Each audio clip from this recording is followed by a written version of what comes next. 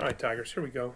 Podcast for the 23rd on Clinton the Peacemaker. So, just to make sure we're clear, Clinton reading. Hopefully you started this. Remember, reading quiz, notes quiz on Monday.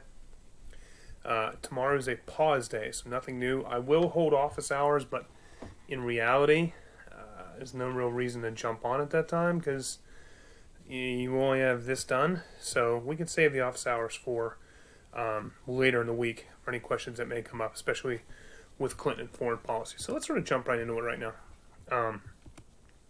One of the issues that we have to deal with when you look at past presidents that we've covered, okay, starting with Carter, Reagan, see now I can see my fingers, H.W. wasn't those guys, Clinton, George W., right? 4 of those 5 were all governors. And when that occurs, the question is, are they prepared for the office? Because domestically they probably are, due to basically being the governor being a president of their own state.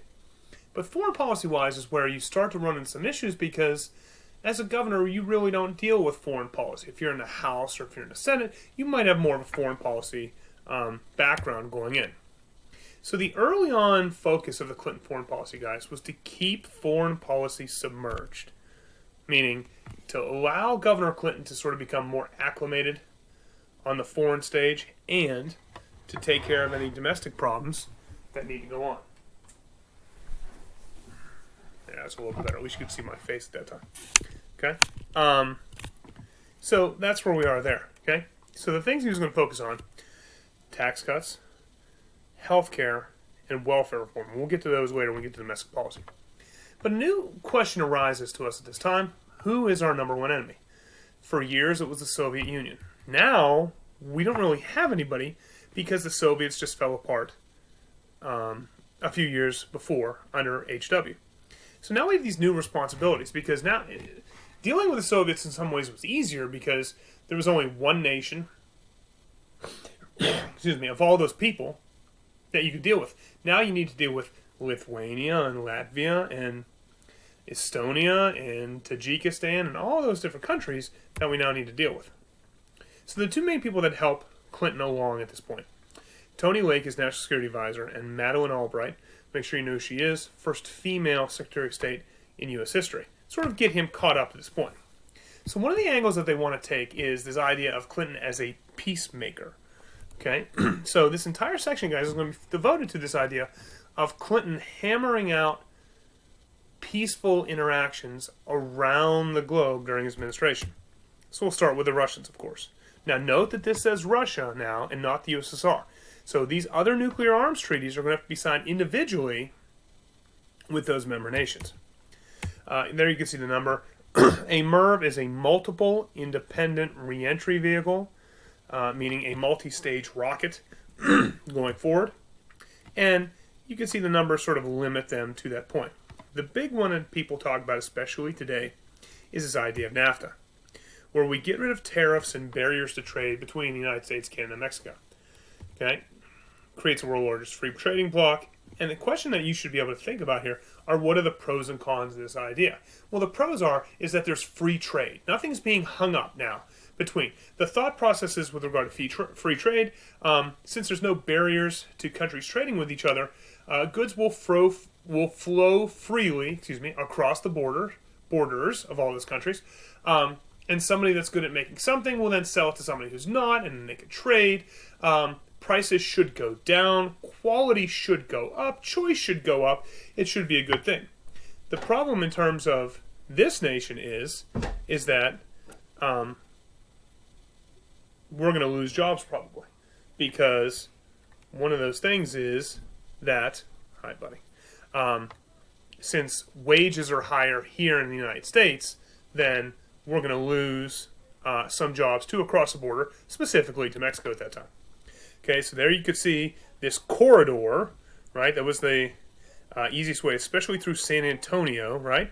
Up and out and into Canada and all the things that go with that to that point. Okay, and this was the question that some people were saying at this time. We were sending our toxic waste to Mexico, and then cocaine and marijuana were coming freely across the border back at that time. Okay? So when you see these things continue, okay, hold on a second. The dog pushed the door open.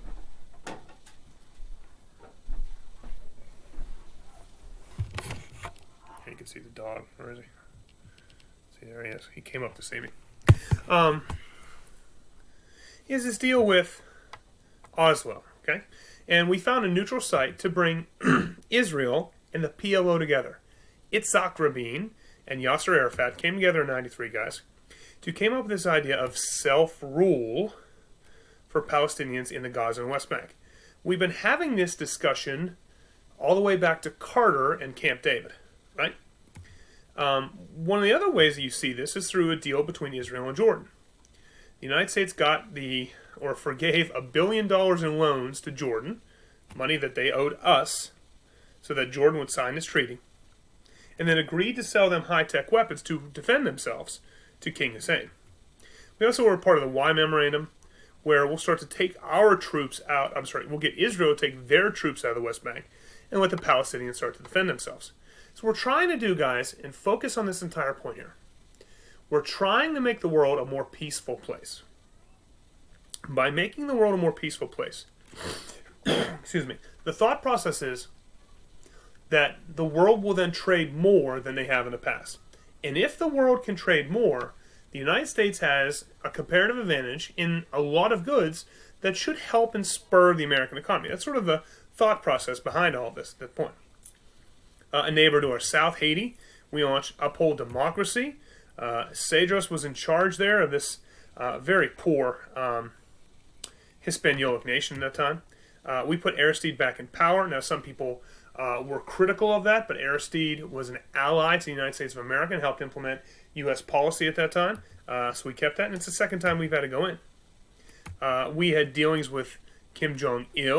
I don't know if anybody's seen the news, apparently. Maybe Kim Jong-un, okay, is not doing very well. Apparently, we'll see. We'll see what happens.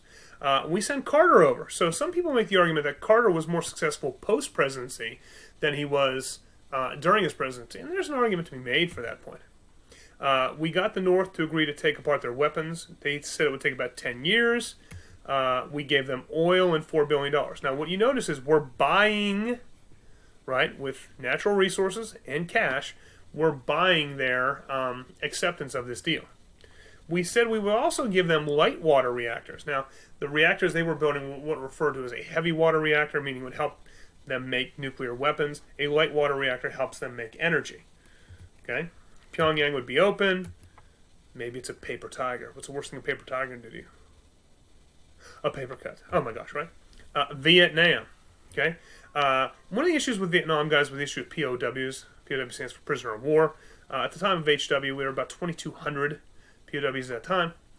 July of 95, Clinton was criticized for this, but he said, you know what, there's two reasons. One, it's a trade thing, and two, more importantly, by working with the Vietnamese, he was able to help find the remains of over 700 U.S. service personnel that were lost in Vietnam, and the Vietnamese had found them after they had passed, of course, and had collected their remains, and they were able to return their remains, which was a pretty good thing. 19-year embargo on trade, and you can see all these companies that are there. I'll get that melon. That's Milosevic, okay? One of the issues was he was a leader of one of the former countries within Yugoslavia. Yugoslavia is basically like a mishmash of culture. They just sort of put it together at that point. Okay, are you coming up? There you go. So the Serbian president there, Milosevic, what was happening is that the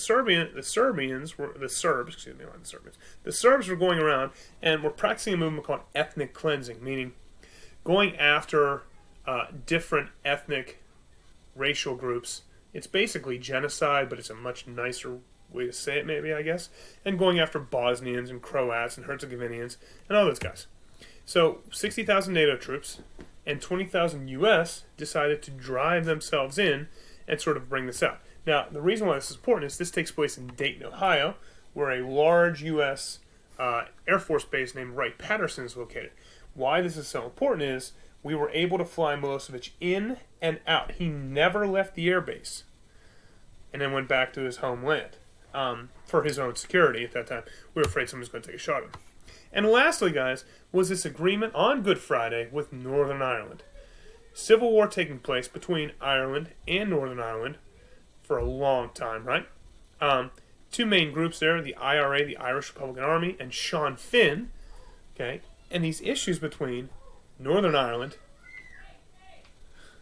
sorry, some war going on downstairs, and Ireland had always claimed Northern Ireland. Now, Northern Ireland was mainly Protestant, Ireland mainly Catholic. So that's where you see some of the rub right there. And I know it's a very small country, but you see Clinton getting these things done. And notice all of these places that we haven't really talked about before. Ireland and Yugoslavia. I mean, we've mentioned Vietnam, we've mentioned the North, but Haiti, places in our backyard, Jordan a little bit, and all the way across the board. So, guys, notice, for one main reason, we're making deals everywhere. Why? Trade, trade, trade. Okay? Happy Thursday. Wish you guys nothing but the best. We miss you, and we'll see you soon. Okay? Go Tigers.